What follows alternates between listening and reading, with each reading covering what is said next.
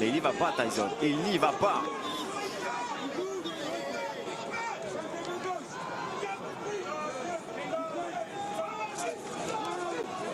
Et franchement, c'est pas quoi commenter parce que normalement Fury devrait maintenant mettre la pression sur un Ngannou qui semble fatigué, mais il ne le fait pas.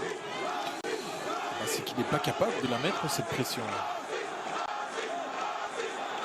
Mais au moins la technique devrait pouvoir être là et faire la différence.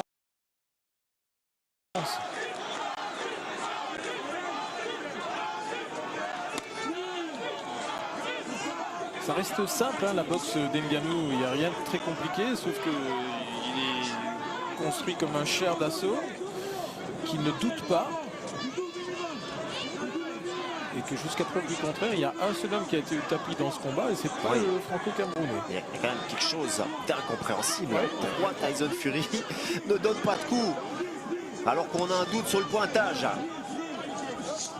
Ou alors lui n'a pas de doute. Alors c'est qu'il a perdu sa lucidité. Parce que là, les deux boxeurs se regardent. Hein. Ngannou, il est content de rester au milieu du ring et d'attendre un Fury qui ne vient pas.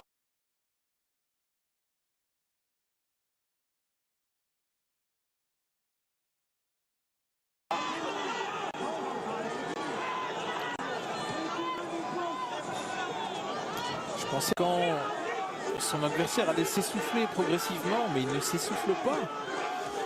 Non, mais ce 10e round est surréaliste, Marc.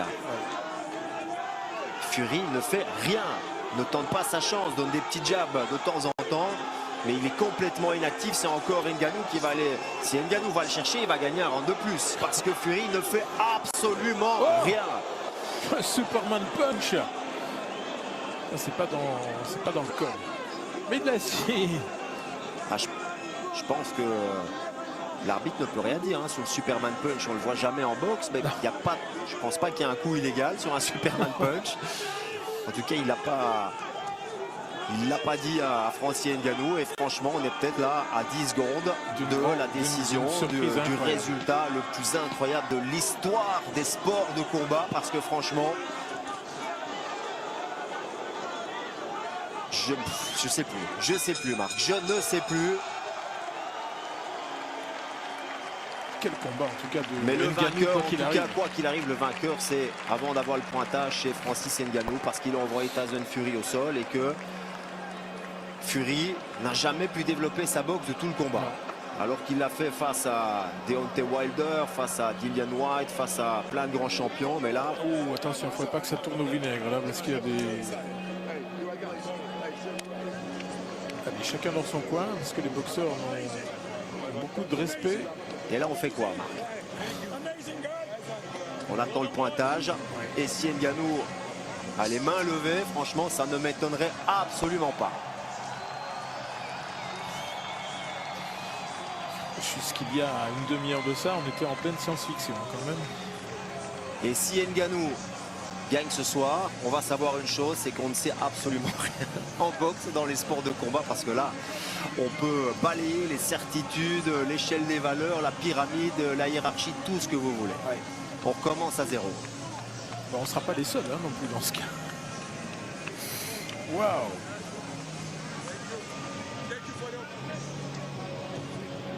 Thank you for the opportunity.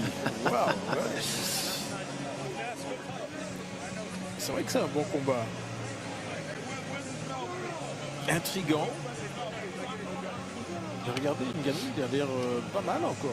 Hein, Tyson Fury, là, s'il perd ce soir, franchement, je pense que sa carrière est terminée. Je pense qu'on ne veut plus le voir sur un ring parce que... Je n'ai pas envie de le voir partir là-dessus. Non, il n'y a pas un endroit où il pourra aller se cacher. Je veux dire, il va peut-être se faire battre par un débutant, quelqu'un qui fait son premier combat de boxe en 10 x 3 en plus à 37 ans. Faut rien dire de plus. Le langage corporel nous dit beaucoup de choses, hein, parce qu'il fait profil bas comme il ne l'a jamais fait depuis très très longtemps. Tyson Fury, regardez-le, rongé par le doute. Il n'a jamais démarré ce combat. Oh, ça c'est des knockdowns. Pourtant il passe une bonne droite Tyson Fury, mais à ce moment-là il est découvert et il est contré par Ngannou. Wow. Quel tournant dans ce combat quand même. Est-ce qu'il était dans un mauvais jour peut-être? Ça peut arriver. Hein. Alors mauvais jour, c'est encore un euphémisme. C'était catastrophique, il n'y a pas d'autre mot. Et encore une fois, on ne va rien enlever à la prestation d'Ngannou, mais c'était le fantôme de Tyson Fury sur le ring, parce que s'il avait boxé, on va dire à 50% de ce qu'il a pu faire face à Deontay Wilder sur le combat numéro 2 et le combat numéro 3, on aurait eu un combat tout à fait différent.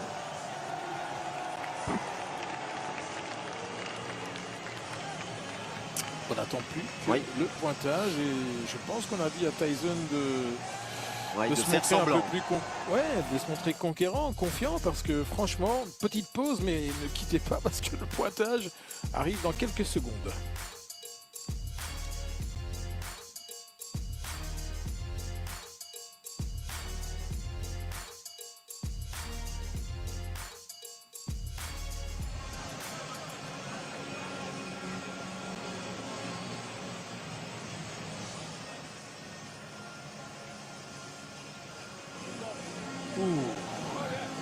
Je pense que tout le monde est surpris. C'est le moins qu'on puisse dire. Ouais, et je suis pas sûr qu'il soit prêt à boxer le 23 décembre. Alors la décision, suspense total. We go to the scorecards. What a way to open Riyadh season here in the city of Riyadh, Kingdom of Saudi Arabia. Here are the judges' scorecards. Ed Garner scores it 95-94. Ngannou pour le premier 95, juge, un point. 94. Waouh. Juan Palacio scores it 96-93 for Fury. 3 points d'avance pour Fury, pour un autre juge. Alan Krebs scores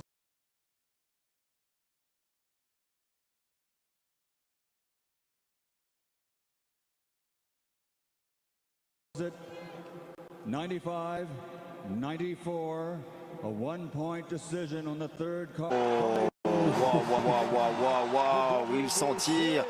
Par le chat de Il l'aiguille. passe par le chat de l'aiguille, par la petite porte, par tout ce que vous voulez. Mais franchement, le seul vainqueur ce soir, Marc, je suis désolé, c'est Francis Ngannou, parce qu'il nous a offert un moment incroyable. Et là, franchement, Tyson Fury peut remercier les deux juges qui lui ont donné la victoire, parce que pour moi, honnêtement, il ne la méritait pas. C'est un avis personnel. On va voir, on dira bien, on lira bien ce que vous allez en penser sur les réseaux sociaux. Ça va faire énormément parler, mais le seul vainqueur moral, en tout cas ce soir, c'est l'incroyable Francis Ngannou. Franchement, gloire aux perdants ce soir. Ouais, j'ai envie de dire que les apparences sont trompeuses. Et... Regardez le visage de Tyson Fury. Allez, l'interview. Alors, félicitations. Ça a été dur ce soir.